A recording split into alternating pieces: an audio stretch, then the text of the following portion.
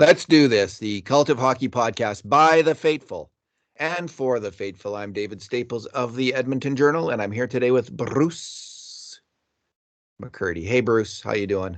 Hey, David. Long time no talk to. I'm doing all right.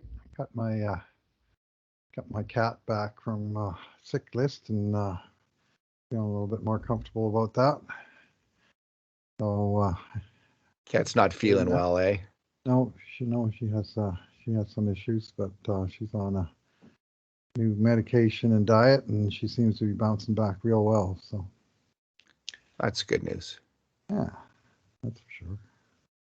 Yeah, those kinds of things can weigh on you when there's sickness in the family, including pets. Yeah, including absolutely. Pets for sure. Absolutely. You had to change your vacation plans, didn't you? I had to come home because our cat had worms. Oh, God. Ouch. Let's not even talk about that. All right. That was last month's moment. Bruce, today we are going to talk about Oilers rookie camp. It's coming. Is it September 15th? Yeah. September 15th? Yeah. Off 5 days. Off ice on the 15th. And then they hit the ice the next night. And two nights after that, they're playing a game against Calgary Flames rookies. In fact, they have two games against them, both live streamed but closed to the public on Saturday and Monday of the 18th and 20th of September. So we'll get our chance to watch these guys on the grainy feed of the internet. Excellent. I hope it's okay. Sometimes it is, sometimes it isn't. It's of uncertain quality, as is the broadcast of the Bakersfield Condors games from the AHL. Some of them really good, and some of them are horrible. Horrible. Yeah. You can't even follow the play hardly. But I'm going to be subscribing to the Bakersfield Condor live stream, Bruce, this year, because I think this is the most kind of exciting year to follow the Bakersfield Condors since Draisaitl and Nurse were sent down. Now, we didn't know that year that was going to happen. It did happen. That was the same year, was it not? It was 2015. On the team. McDavid's rookie season, and they both were there for most of October and called up before October was over, never to be seen again at the AHL level. Nurse's skating was just so far above anyone else in the AHL, even at that time. And Draisaitl didn't rip up the scoring, but he was, he should have made the Oilers out of training camp that year. I don't know what the heck happened there, but that was not justice for him. I can tell you what happened. They had 4 bonus baby rookies because they just gone out and acquired Griffin Reinhart and his 4th overall entry-level contract that had like $3.5 million in bonuses that he was never, ever going to earn. But because they had him and they had Leon and they had McDavid, and who was the 4th guy that had substantial bonuses, and they couldn't fit them all under the league's policy easily, so they had to. Was Yak on still? Was he on his ELC still then? I know he would have been through his ELC. Yeah. The 4th guy was a lower. It wasn't like the $3 million bonus, but it was significant. No, that would have been gone too. They had too many bonus babies, and it was yet another way that the Griffin Reinhart trade screwed the Oilers. And essentially, they screwed themselves with that trade, and it just had lots of negative fallout. And one of it was Leon Draisaitl was precluded from making the team out of training camp that year, and he did deserve it to be on the NHL team. So I think it took him a week or so to come around in Bakersfield, and then he quickly earned his way back up to the bigs. The first bonus baby, that's a term out of baseball history. Sure is. Because they used to, according to this, the first bonus baby was Paul Petit. Pettit. They probably would have said Pettit in the States. Wasn't there Bob Pettit, the great basketball player? Signed with the Pirates. Let me see if I can find the year here. I just Googled it quickly. Andy Pettit, baseball pitcher too. Yeah, so that's where that 1949. So yeah, bonus babies. Bruce, let's start out. So what the reason that Bakersfield's going to be so exciting this year is so they have there's a possibility Dylan Holloway will start the year here in Hmm. there in the Bake. Yep, And good pick. first round pick, probably play center down there. If his now there's a bit of an injury with both him and Samorukov though, I hear. Mhm. What's going on with those two guys in their health? Well, they both last season both had outstanding seasons that were cut short late in the year by significant injuries, and they wound up uh, having to, I think, undergo surgery in both cases. Samorkov, it was a shoulder issue uh, with Holloway. It was a wrist, a thumb, the bone in the hollow of the thumb. The heck is it called? The hollow bone. That's right there. The one that will implode. You're asking me. Yeah, yeah. No. Anyway, I should know it. Anyway, that bone. And so that's a concern for starters. If it's still Uh, giving him issues like 6 months after the fact that he got hurt, if it's holding him out. But I would not be surprised to hear that these guys are there. I mean, they're listed on the rookie camp roster. They'll be here. They'll be doing the off ice stuff. But I won't be surprised to hear they're skating off in a corner somewhere or not participating in this drill or that drill and that sort of thing, which is a pain in the butt. I'm so sick of that. Guys getting hurt before they, you know, it's the that's story of hockey. just love. Yeah, I'm well aware, and It's a tough that's. I sport. still remember Doug Lynch, man. It's Oh yeah. he was going to be a real player, and the injuries did him in before he ever really had any kind of a shot. So scaphoid bone. It's a scaphoid bone. It's the one Kevin Lowe played through for the entirety of the 1988 playoffs with a busted scaphoid, and somehow was able to tape a stick into his hand or something, and he was able to play the games. When men were men and scaphoid injuries were ignored. Uh, 1988. Bruce, there's a number of great candidates for the top. We're going to start with the top lines Hmm. in Bakersfield. Although, the defense and goalie are in some ways the most significant positions, but lots of candidates. So I'm just going to list them off for you. So we have Raphael Lavoie and Kirill Maksimov, I think, on the right side, if I'm not mistaken. Although Lavoie can play either side. They both Seth, can. yeah, they both can. So there's some Hmm. flexibility there. Seth Griffin, I think he's back, Hmm. and Yeah, he signed a 2-year deal last year. he is a tremendous attacking player at the HL level. Doesn't have to play the top two lines though. He can play third line. He's there as a veteran. They like him though. I mean, and he's tremendous. Like he's as talented as he's just never been able to crack the NHL, but at the AHL level, he's an elite attacker. And they have Ostap Safin also on the right side, according to their depth chart. So that's four guys there that are good hockey players. Safin's not really an NHL prospect anymore. I don't think he's in the final year of his ELC.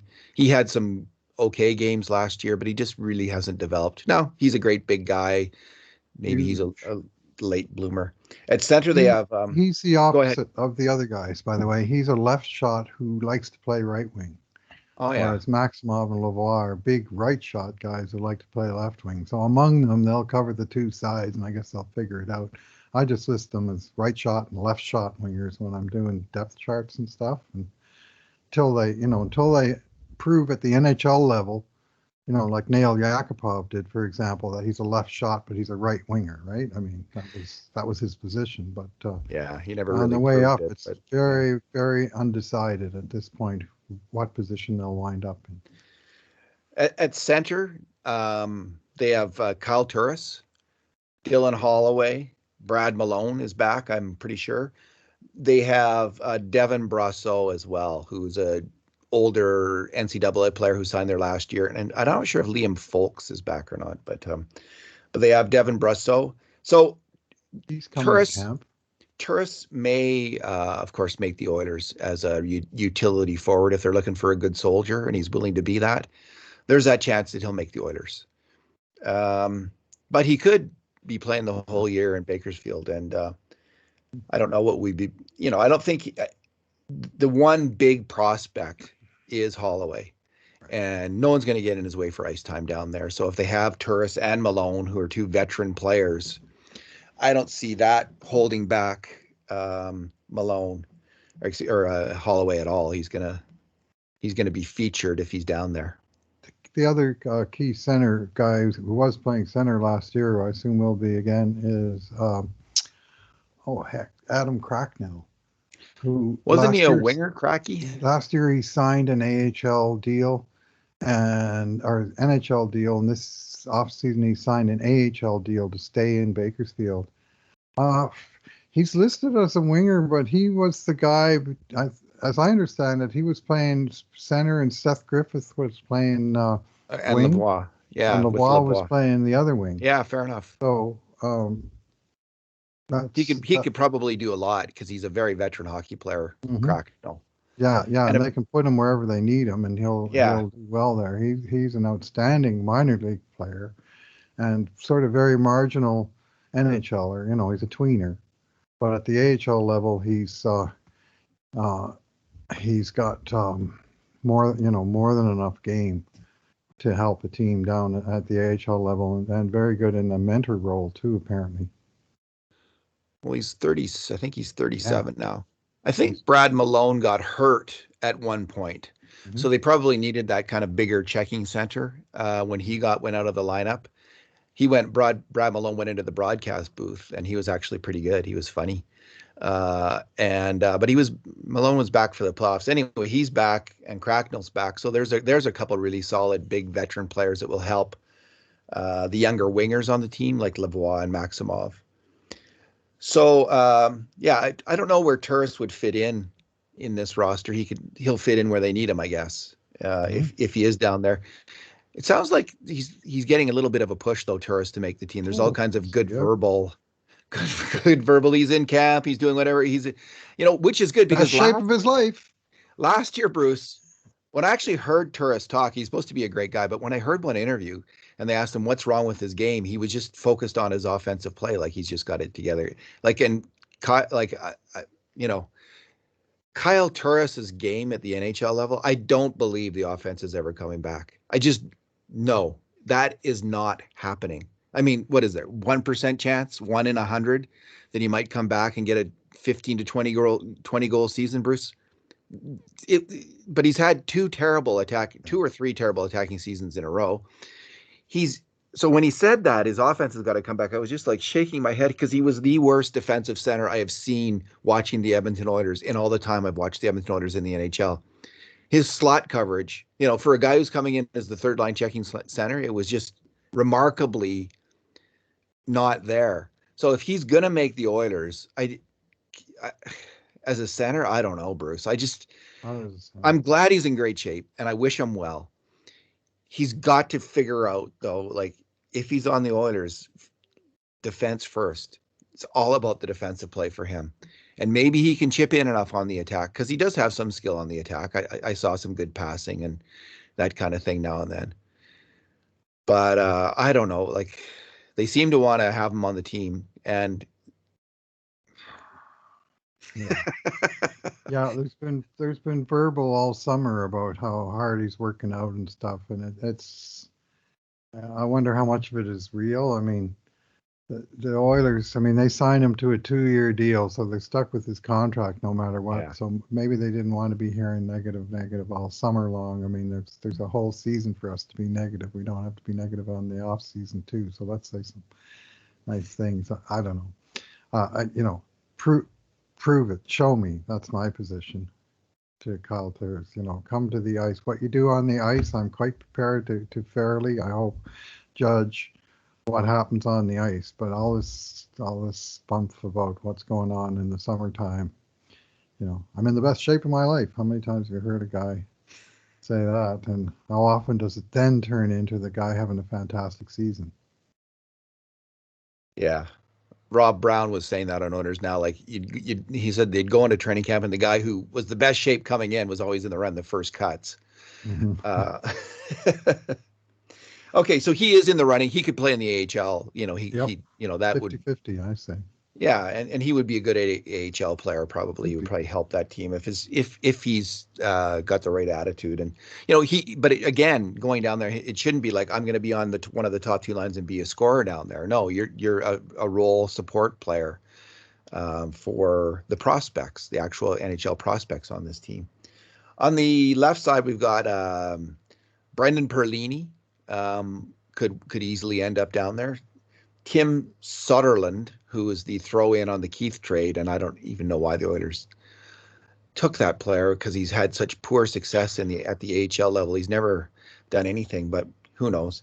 Luke Esposito, who is a fantastic AHL player. He's one of my favorites when I watch that team because his effort is just off the charts effort. He hustles like crazy, and he hits. He hits like he's not a big guy, but he hits and he hurts when he hits players. Fierce hockey player, smart defensive hockey player, great role player at the AHL level. And they have, I think it's James Hamblin. Is that it? Who is a former WHL player. And yeah, James Hamblin, 21 last year. He had 15 points in 38 games in his first AHL season. He's a fast skater. Like who knows? Maybe he'll step up and surprise everybody and advance down there. So Brissett is all told. Now, of course, there's two other players. There's two wild cards, Cooper Marody and Tyler Benson, who have had tremendous success at the HL level, and I think one of them will be if one of them's not claimed on waivers, one of them will be at least one of them will be with the Condors, maybe both of them, which would be a shame for them. And the Condors really probably don't need both of them. They need to develop other players in some ways. And I wonder if they just trade Marody or work out something if he didn't make the Oilers, if they just trade him or something. Oh, you're quiet there, Bruce. You got your mute on? They haven't even signed him yet. Oh, they haven't. No, so it's What do you think? yeah. I don't know. There's something going on there that it's not working. So, is he at the rookie camp roster? Let me just have a look there. No, I don't think so. He's too. He's too old, yeah, for that anyway. For that. So, as for Tim Soderlund, 5'9", 163 pounds, plays left or right wing, and last year he did get 10 goals in the Allsvenskan, but he came over to Rockford of the AHL, played 23 games, 0 goals, 5 assists, -14. And so Chicago moved him to Edmonton, and Edmonton did nothing, absolutely nothing to hype that. They didn't say, well, we got this young, exciting prospect from Sweden, Tim Soderlund, in this Keith deal as well. Let's not sell him short. There was nothing. Just like it was a contract, like Chicago needed a space on their 50-man list, and Edmonton had space on there, so they took the guy, because there's just been absolutely zero in the way of positive reporting on Tim Soderlund. I mean, maybe he's a player, but if he was, you'd think the Oilers would be, when they were taking all the deserved grief for getting hosed in the Keith deal. And one of the negatives, it seemed like, at least to me, was they wound up taking this contract off of Chicago. Like they did 4 or 5 different favors for Chicago that kind of didn't help Edmonton at all, but it helped the Hawks. And taking Soderlund was one of those things. Giving them a draft pick was one of those things. Trading Caleb Jones was one of those things. Taking all of Keith's salary was the huge, huge thing. Giving them a conditional draft pick was another one of those things, because if the Oilers make the finals, the draft pick gets upgraded from a 3rd to a 2nd, and you're going, okay, well, if they make the finals, everyone's going to be happy, right? Well, guess what? At the trade deadline, they can't trade either the 3rd or the 2nd because they don't know how the playoffs are going to go, and they're committed both picks to Chicago. So, it's just an unnecessary paint their way into their own court. I'm still upset about that trade. I just don't think they worked out well at all. I can see that you're still upset about that I trade, know. Bruce. And I mean, this is aside from what Duncan Keith does on the ice, and I hope like hell he comes and has a golden years, kind of 2 years here in Edmonton, and shuts us up. The player is one thing. The trade, the Oilers had a number of things in their favor going into it, and I just don't think they worked it well at all. Yeah, the clear message from that trade is Ken Holland had a completely and utterly different valuation of Duncan Keith than the vast majority of Oilers fans. Ken Holland saw him as Chris Chelios. It seems like, well, no, that's an overstatement. He gave up I think a first or two first picks for or a good player and a first pick for Chris Chelios, but he had a pretty high valuation of Duncan Keith, and maybe some other teams did. Maybe there was a bidding war or something. I don't know. Like it didn't sound like it. He wanted to get Sound like traded to Western yeah, Canada. I I mean, know. that And was it an sounds like the advantage. Flames and the Canucks didn't want him. So Yeah, I it don't was. know. Sounded like yeah. And Soderlund, not only was it like not good, like verbal about him. There, the one thing quote I remember seem to recall from Holland was something like, yeah, and Chicago had this player that they wanted to didn't have a spot for on the roster, so we took him. That's correct me if I'm wrong. Anyone listening to this, if I got that wrong, I will correct myself. But that's what I remember from Holland on Oilers now was just essentially they didn't want him, so we had to take him. That was the gist of it. So there we have Tim Soderlund. Anyway, Bruce, He's part of the team, and he's going to play in the. I'm assuming he will play in the in Bakersfield, and good luck to him. But there's not a whole lot on his resume that suggests that since he was drafted, that he's progressed to the point where he's a potential NHL class player. I'm not seeing it. Agreed. So this is a good group of forwards. There's a good mix of veteran players there with Lavoie, Maksimov, and probably Holloway. There's a good mix of prospects as well. And to me, the key, Jay Woodcroft likes his players to earn their playing time. He's generally pretty good playing the younger players, putting them in positions where they're getting lots of ice time and being challenged. But the key is how much ice time and opportunity Lavoie, Maksimov, Holloway earn and get. Like those are the players on this team with the real potential to be future Edmonton Oilers. So I'm just hoping to see Lavoie and Maksimov seize jobs in the top six on the power play units, the penalty kill units. Maksimov did as a rookie, was a penalty killer, and Holloway, of course, just to dominate, play all different types of ice time, different states of the game, end of the period, shorthanded, power play if he's down there, and put up at least a point a game. That I think would be my hope for Holloway down there, maybe even a little bit more than that. So we'll see. This is where Benson and Marody, I mean, their roles, I mean, as well as they played in their roles, another year for them in Bakersfield doesn't do the Oilers as much good as opening up those opportunities for younger guys. So ideally, Benson and or Marody either make the Oilers or they move them along and ideally get something for them. I just don't know that a fourth year doing the same thing they did for the other 3 years, which is scoring wingers, is really to the advantage of the organization or those players. It's time for them to make that step. So, well, if Yamamoto's holdout gets a little more serious and he starts missing time, this opens up a spot for Benson to compete for, and for Marody. Like, could Cooper Marody score at the same level that Tyler Benson or Kailer Yamamoto did at even strength last year? I think Cooper Marody could at the NHL level. He's a tremendous puck passer of the puck and skater with the puck. He's not super fast. I think on the wing he's an okay defensive player. Yamamoto's an exceptional defensive player, but he could bring the offense that Kailer Yamamoto did. yeah, I'm certain probably. of that. Yeah, wasn't a lot of offense last year from Kailer Right. Yamamoto.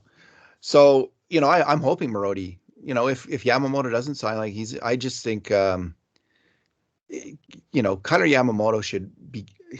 Does he want to be an Edmonton Oiler or not? Because what we saw last year with Ethan Bear was a player who held out And there was a bit of back and forth on the contract. Bear wasn't there at key moments in terms of team building and getting in sync with the team, and he had a weak start to the year. Is the truth, and then he got traded. I'd like to see Kailer Yamamoto on this team, and I think there is a time to be a little modest in your contract demands. And when you don't have the hammer in negotiations like he doesn't, when you've just had a poor season like he doesn't, when you're on a team that's pressed up against the cap like the Oilers are, maybe this is a moment where you just kind of back off a little bit and show that you want to be part of this group and come in here, have a great season, and you will get paid then. Like that's every NHL player who has a good season gets paid. That's what happens.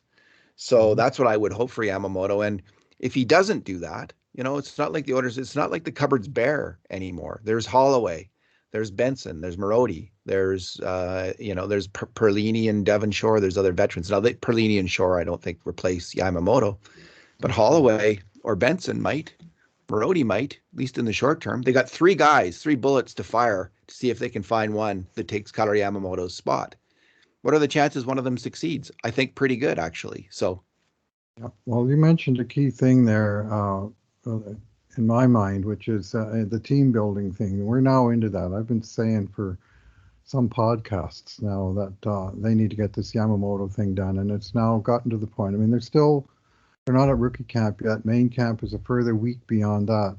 That he, needs to be signed before he starts missing real time. But already he's missing team building time. You hear these reports of unofficial practices, but we got Connor and Leon and Nuge and Darnell, and sort of the core group. Oh yeah, and Devon Shore, core group.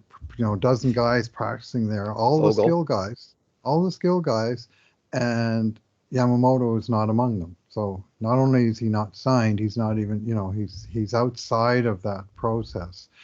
And that's, that's the sort of thing where you want your team to grow together right from even before the season starts. At least I do. And I think the sooner the better.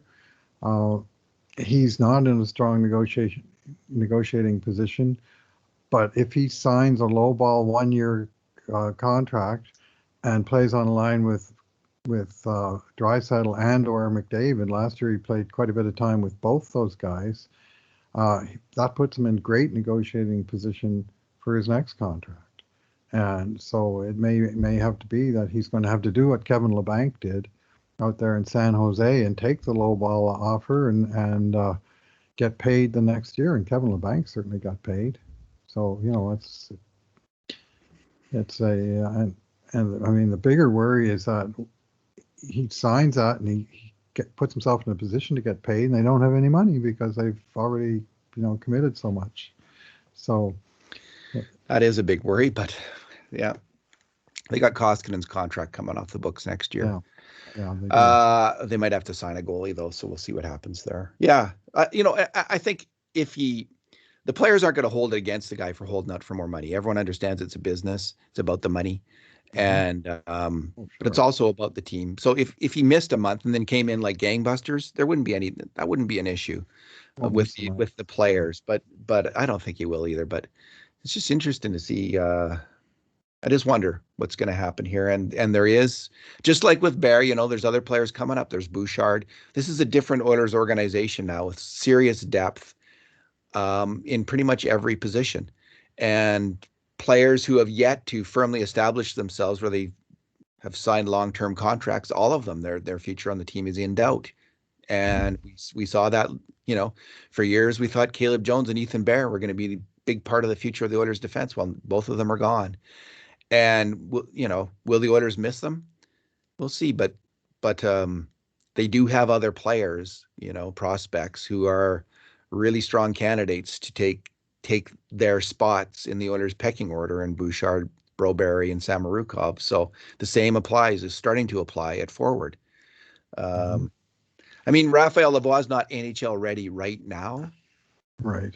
He could be fast, right? Like if he comes out of the gate strong, if he's worked hard this summer, this is his second pro season. But wingers develop fast. If he gets it going in the bake, he could be in Edmonton in 20 or 30 games. Let's move on. Go You ahead, talk sir. about balance and the prospect pool, and that was kind of my focal point of the wrap when we wrapped up our prospect series. The fact is that the rankings that we gave to the players when you went through from 1 to 12, we had 2 left wingers, 2 centers, 2 right wingers, 2 left defensemen, 2 right defensemen, and 2 goalies. So I Nice. call that balance. And by left and right, I just sorted them by which way they shoot the puck. Like some of these guys can have more than one option, but it's a well balanced set. And really, the top 12, 10 to 14, you can draw the line where you want, but let's say the top 12 have realistic NHL possibilities in their future. They won't all make it, but some of them sure will. So on defense, Bruce, it's interesting because there had been talk about Bakersfield signing a right shot kind of veteran guy. There's a lot of defensemen, though, that could make the Bakersfield Condors this year already under contract.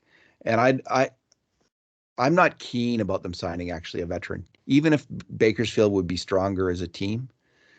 I think they should place their trust in the players they have, mainly because Filip Berglund, who's coming over from Sweden, is a veteran. He was playing in the top four for Sweden the last 2 seasons, which is a Mm-hmm. comparable league to the AHL. Better. He's a great big guy who should be able to step into the top four.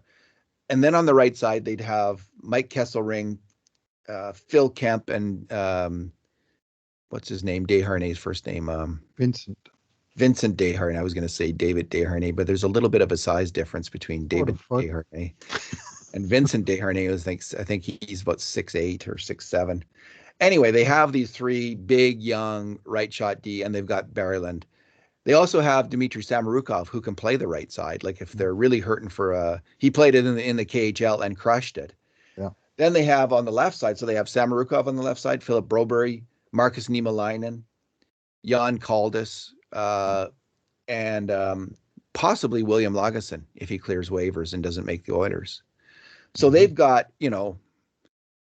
maybe that's why they're not bringing in another veteran defenseman, because they're starting to think maybe Lagesson's going to get sent down and clear waivers and be in AHL this year. And that would solve that problem. Like they will last year, Bruce, the strength of their team in many ways was 2 veteran AHLD men, Ryan Stanton and Kevin Gravel, who were at the AHL level, were 2 of the best defensemen in the league, really provided a stable base for that entire team, the success of that team, and they helped Stuart Skinner a lot with their strong play. They will miss those 2 players immensely. So I can see the temptation to have that, bring in another guy like that and have that base. But hopefully Berglund can provide it. Samorukov and Broberg, Niemelainen. Like I don't see why not. These are all fantastic hockey players at the AHL level for sure. Mm-hmm. Yeah, I mean both Berglund and Niemelainen are in their draft plus 6 seasons. I mean, we're not talking about young players here. They're still developing players, but they're not exactly, raw rookies or anything close. Even as Berglund's never played on this side of the pond before, and there will be some growing pains, but expect an experienced player. I'm sort of ogling the size of this group of defensemen they have down here. I mean, this is a listings from the Oilers' own site. Berglund 6'3", Broberg 6'3", Kemp 6'3", Kesselring officially 6'4". I keep hearing 6'5". He looks big. Lagesson only 6'2". Niemelainen 6'6".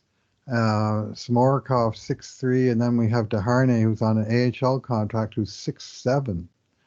So it's just monsters back there. We're sort of the lowest common denominator, 6'3", and so and that's a good thing. Like I've always liked biggish defensemen. As an old goalie, I have nothing like more than a strapping defenseman that'll protect the front of the net. And the Oilers have got not the hugest defense at the NHL level that won't hurt for a couple of these guys. and obviously, Samorkov and Broberg are the leading candidates, both 6'3" and good skaters that will enhance the big team in time with a little bit more size on the back end. The big boys brigade, Bruce. The big boys. Are huge. They are. This is, and I'm really so. Here's what I'm excited about with Philip Broberg. The 8th overall pick in the 2019 draft. He's had a couple years in Sweden now, with mixed results, partly because of injury. But Yeah. I like the idea of him on the small North American ice because he is so big and so agile and fast. His ability to shut down opposing players and just, quickly should be come to the fore. I think his game is suited. What he brings is really suited for the North American ice. And we know that Dave Madsen down there is skilled at developing D-men. He's got a strong track record with Jones, Bear, Bouchard, who all improved when they were there. So I can't wait to see Broberg. I don't think he's going to make the Oilers. I can't wait to see him in Bakersfield for those reasons. Yeah, so I'm kind of with you that they're going to miss those two vets on the blue line, but I think it's better for the team long term that they have such a rich class of young defensemen. 6 or 7 guys here that realistically have a chance. So let them play. And if they, if you're dressing 6 guys and they're all like 24, 23, 21 years old, you may be slightly less successful at winning games at that level, but I think the experience for those players is paramount. That's what the team is for. That's Jay Woodcroft and Dave Madsen's first job, and they repeatedly say so, is to develop players for the NHL and try to do it in the context of winning games, which is, ideally you want to develop a winning team, so winning games and getting used to shutting down games with the lead, that's nice experience for those players. But I just want to see him get a lot of ice time. Yeah, it'll be interesting to see Berglund too, because he's been over in Europe all these years. We're finally going to see him. He was taken in the 2016 draft. So he and Niemelainen. So we're finally going to see this player, and we saw him bad in Europe last year because he was injured though. So he was lacking mobility and he didn't play well. But we might be quite pleasantly surprised by this player as well. So that's something I'm going to be keeping my eye on. Bruce, in net, there's a real battle of talented picks, fairly high draft picks. Skinner, Konovalov 3rd round, correct? And Rodriguez 2nd round. Yep. So these are all highly drafted players. Skinner had a tremendous year last year, one of the best save percentages in the AHL, and led his team to the division championship in the playoffs. So a proven winner in the playoffs, which is what you want more than anything else. If you're a goalie, and the thing you want attached to your name is proven winner in the playoffs. It goes a long way with NHL people, as it should. So they got Skinner there. He's in his 4th year of minor pro, and should be the number 1 guy. But he's going to be getting a lot of competition from whoever is with him, and it could be a mix of the two. They could Ilya Konovalov and Olivier Rodrigue could be splitting time between the AHL and the ECHL. I wouldn't be surprised if that happens, where they both go down and maybe play for 2 months, get a lot of playing time with one of the teams down there, and then move back up and switch with the other guy possibly. But we'll see. Like Konovalov has been a strong goalie in the KHL.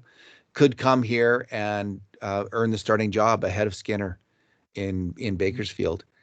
Rodrigue is promising goalie, the highest drafted of this group of players. So this is another area where they've got some talent, and we'll see what happens. Yeah, Konovalov, just going from the KHL to the AHL is a step down for him. I don't see him spending much of any time in the ECHL, to tell you the truth. Probably it's a matter of definite short-term thing, or we're going to get you 3 games in 5 days and bring you right back, kind of thing. And of course, the other complicating factor is the Oilers also have 3 NHL goalies. And Yes. what are they going to do with the third one of those? Are they going to send him down to Bakersfield? If they do, is he going to play? Is he going to spectate? Is he going to coach the other guys? You know, because between Stalock and Koskinen, unless the Oilers keep 3, and I don't think that's impossible. But if the Oilers keep 2 and send one down, and he clears waivers, which also is, you know, it's fluid. I mean, Stalock could get claimed. He could. They put He's him probably on the waivers. most likely in some ways. They put Koskinen on waivers. I think he'd clear. But so, and that's not impossible either. We'll see what happens. But they could wind up with 4 goalies vying for time at the AHL level, and if you think a 3-headed monster is a problem, well, so they're going to have to work something out, and it may be that they think they'll put Stalock on waivers, and it wouldn't be the worst thing to lose him because they've already got these 3 guys at the AHL level that don't need that complicating factor. So I think they're going to want to see how Koskinen does this year. I wouldn't be surprised to see them keep 3 goalies for the first month or 2 until they're sure that Koskinen is good to go and is going to provide solid goaltending this year. I could see them, because Stalock isn't a bad bet to be the number 2 guy to Smith. So they just need to see if Smith right, is Koskinen right. I think they'll keep Stalock, actually be hesitant, because, you know, older goalie and Smith, up and inconsistent goalie in Koskinen, you want to hedge your bets, and you don't want to be left having then to trade for someone and give up like another draft pick to get Alex Stalock level goalie back. Depends what they think of Skinner, if they think Skinner is NHL ready. And I think what they'd probably want to see from Skinner is him thrive without Gravel and Stanton in front of him, with this younger defense in front of him, see how he does this year in Bakersfield before they're convinced of him. I get the sense they're not convinced of Skinner, even though he had such a good year. They're not convinced he's NHL ready yet. They need to see more, and we'll see. They'll see that within a couple months. So, yeah, Stalock's going to be sticking around. I'm betting sticking around in Edmonton.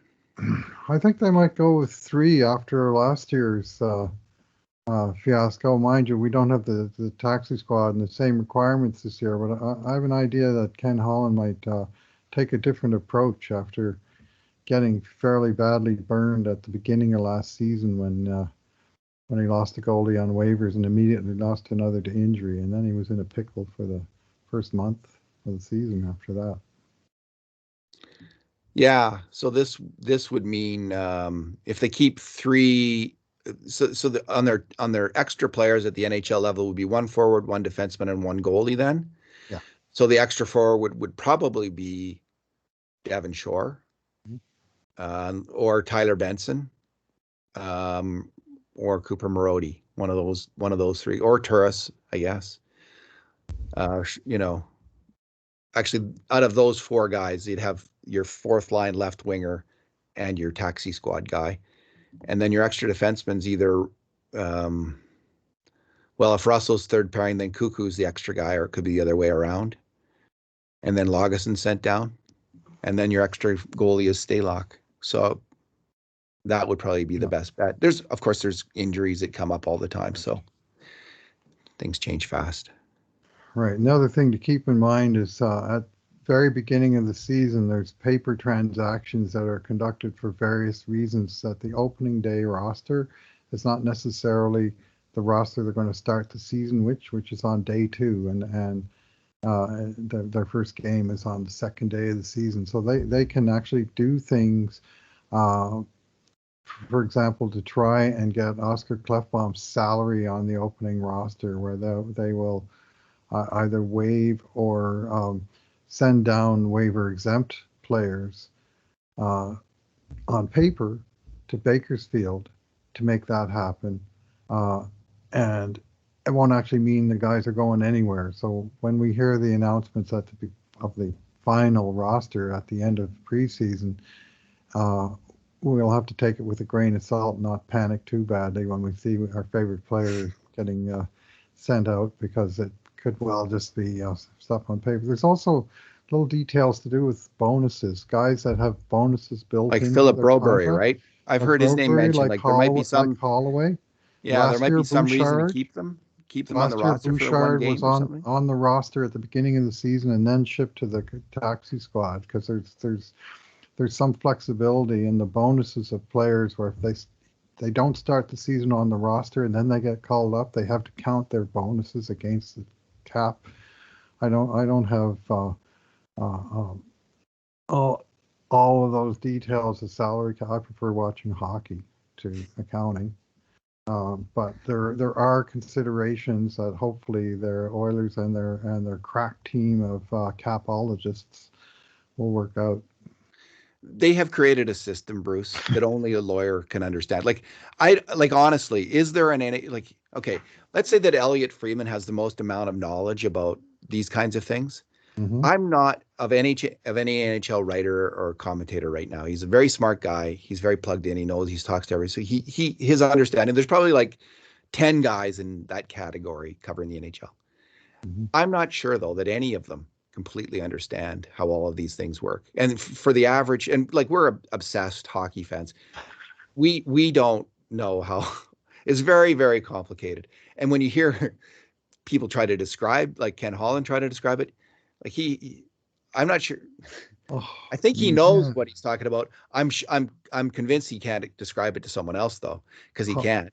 Holland's attempt to explain long-term injury reserve was painful.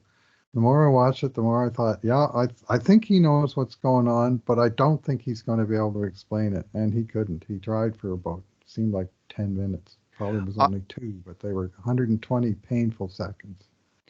I've given up. Like I don't even try anymore. I don't care. Like just I listen to a few guys, original Pusar, and a few other people who know, and then they disagree. Like there's a couple, 2 or 3 people who you think who really know what they're talking about, and then they disagree, of course, with the other guy who really knows what he's talking about. So I go to his Hart from Puckpedia.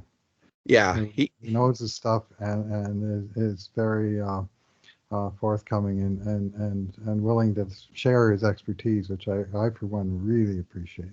he will go on Oilers Now and try to explain it, and I will listen, and then after a while I just think, oh, seriously. All right. I'm not sure anybody in the league understands it. Like I think the league kind of makes up some of these rules on the fly. Like they interpret a given situation and they come up with some kind of a judgment. So one other thing about the rookie camp, Bruce, there are some players who I'm kind of excited to seeing. Of course, there's Filip Berglund, who's finally making his North American debut. There's Matvei Petrov, who was it like people who love it when you draft skilled attacking players. You know when you gamble on those players, they love the Matvei Petrov pick. He's going to be here, which is kind of surprising because he's a young Russian kid, and they usually stick around in Russia. Tyler Tullio is going to be there. Jake Chason, who was I think the fourth or fifth round pick this year, was going to be there. Xavier Bargot, of course, their first round pick, who is an immensely talented player. I mean, and I'm saying this just from watching his YouTube highlights, which is the worst way in the world to judge a hockey player. But you could see from those clips just what some of the plays he can pull off in a game were pretty remarkable at the junior level. He's a highly skilled young winger, we hope, in the mold of Ales Hemsky, Jordan Eberle, Kirill Yamamoto, and certainly shows tremendous skill. So that'll be fun to watch him.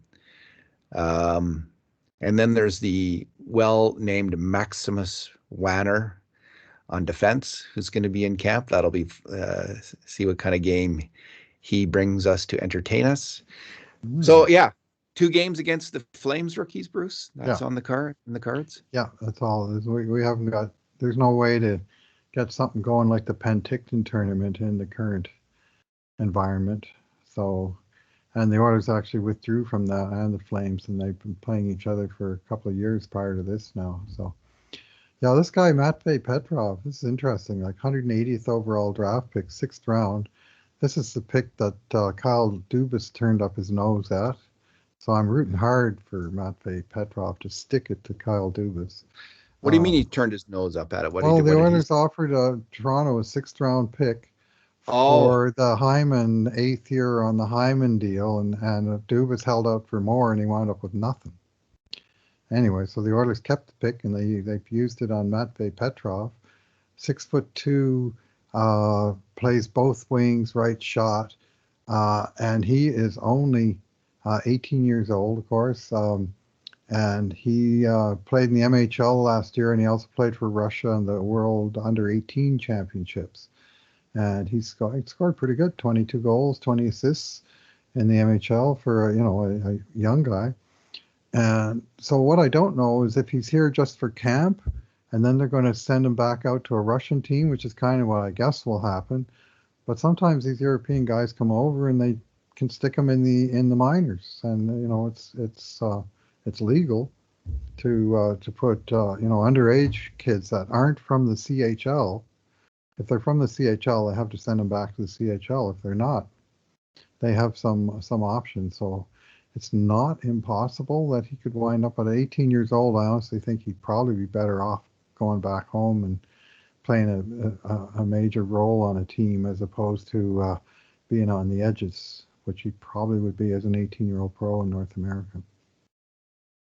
yeah. I'm not sure if anyone has his CHL rights. Can he play major junior hockey? Did you say? I suppose he could, but they didn't draft him out of the CHL. The Oilers have more options on this guy than they do, for instance, on Jake Chason, which he either makes the NHL or he goes back to junior, right? Whereas with a guy like Matvei Petrov, well, he's not going to make the NHL, but they could put him in the AHL, they could put him in the ECHL. They could find a team in the CHL that I don't think maybe he's been drafted in the CHL import draft, but anyway. There's no indication that he, on his elite prospects page, that he's been drafted by he's got a team, yeah. I don't know if they usually put that on their elite prospects. They're so thorough. They usually have lots of information. Put a line under, at the very bottom of his stats for 2021, 22, just showing which team he's affiliated with. But as I recall, Sovieta Moskva in the that's who they have for this year. So yeah, he's probably going to go back there. That's probably the best bet for him. He scored 42 points in 58 games in the MHL last year. It's not like he's the best player in the MHL and doesn't have something to prove there. Like he could become a point a game player there, or one of the league leaders in scoring there. So that would be the hope for him. But I'm glad he's here. I'm glad that apparently has a hell of a good shot. Great attacking prospect. All right, Bruce, anything else? Any other news coming up? No. We're just kind of treading water here till the season starts. Yeah, because rookie camp is a week late than usual. So we actually got our prospect series wrapped up a couple of days before they take to the ice. A couple of years in the past, I remember doing the wrap article, on the same day that rookie camp started. So we have a little bit of breathing room, but it's coming fast. I mean, the season, the Stanley Cup, the draft, free agency was all pretty much a month later than the traditional schedule, and the new season is starting just a week later. Everything's pushed back about a week, so they really have tightened up the summer months to try and get something approaching a regular campaign, and now it's just a matter of, from a public health standpoint, will they be able to play the games? But the plan is for a full 82-game season for the first time in 3 years. I'm fervently wishing that that's what's going to happen. Yeah. Treading water. When I said treading water there, made me. Did you ever take swimming lessons as a kid? Not successfully. Yes, I did. Do you get some of those badges you had to both tread water, I can't remember for how long, and then you had to do something called drown proofing. Do you remember that? You'd have to kind of relax and then float up again, take a breath and float back down. Drown proofing. We're drown proofing now in terms of our Oilers coverage, Bruce. We're hanging in there. We're trying to figure out things to talk about, and we're treading water and drown proofing. We're alternating between the two. Mm-hmm. But we're going to get right into the front crawl of the full season soon. I can't wait. I'm looking forward to to some games, and these rookie games will be exciting because so many players are. We're going to just get such a fresh look at them in a completely new situation for all of them. So. Mm-hmm. Yeah, well, I'm just looking forward to being back in a rink again, hearing the snap of pucks off of sticks hitting the boards and skates on ice kind of thing. Last time I was in a rink watching hockey was the John Reed Memorial Tournament here in St. Albert, Bantam Tournament, in January of 2020, 20 months ago. Like, in my life, I've never had time away from the rink watching games that was more than, the summer. Right? And Yeah. it's just, and I'm always chomping at the bit to go to training camp, to go to rookie camp at the beginning of the, middle of September, get into it, and right from the start. And, it's still this whole new paradigm of the COVID era has affected us in so many ways. And I mean, going to live hockey is, not number one on that list, but it's not number 1 billion either, right? I mean, I miss it. I've been in a lot of rinks all summer long. I have to say, my daughter, we organized a 4-on-4 league, and I'm playing on a team this summer. Mm-hmm. So, and we're starting up again on Monday. Actually, our NCHL hockey starts on Monday, so that's going to be a lot of fun. I'm really looking forward to it, and I got some new skates. So, all right. Yeah, I had the blades replaced on my old skates, and it just wasn't working. I just never got my sense of balance. And I thought suddenly, is it me? Like, have I lost it as a skater? I was like falling over. So I finally thought, okay, I've tried like 10 times, 15 times skating with these skates. And yesterday I got new skates, and I just went out skating this morning. It's fantastic. So it was the skates. I'm much relieved that it was that it wasn't me. That in this case it was the equipment that I just needed to get the right skates. I still have my old Microns that Ken Hitchcock sold me in United Cycle about 35 years ago. I think I got rid of my Langs finally. Remember Lang skates? No, the Microns are like molded boot Micron. Yeah, I had Microns too. Microns were popular. Boots. But I have moved on. I'm back to CCM. Can't beat the old CCM Tax. So the classic skates. I don't think I have Tax this time. I think they're called Jet Speeds, and they are fantastic skates. Highly recommend the CCM Jet Speed skate. All right. Let's leave it there. I will say Hitch was about the best salesman I ever encountered. Oh, yeah. Ever selling me anything. Such an expert, such a nice manner that he had. He was a huge man at that time and a staple at United Cycle, and already, which I didn't know at the time, a dominant coach at the minor hockey level. Had a fantastic team out in Sherwood Park at that time, and he, of course, went on. I mean, who would have guessed that guy would go on to win the Stanley Cup in the NHL as head coach? I mean, but that's the way it worked out. That is a true Edmonton story. That is the best. That is the best Edmonton story there is. Thanks, Bruce, for talking today. All right. Thanks for listening, everyone. And in the meantime, and in between times, this has been another edition of the Cult of Hockey podcast.